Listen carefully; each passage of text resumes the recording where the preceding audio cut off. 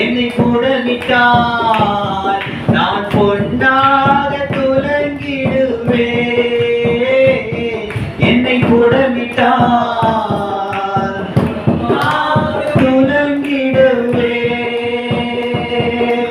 நான் போகும் பாதைகளை அறிந்தவரே, நான் போகும் பாதைகளை அறிந்தவரே, உந்தன் சொல்லை உணவு போல காத்து கொண்டே உமக்கே ஆராதனை.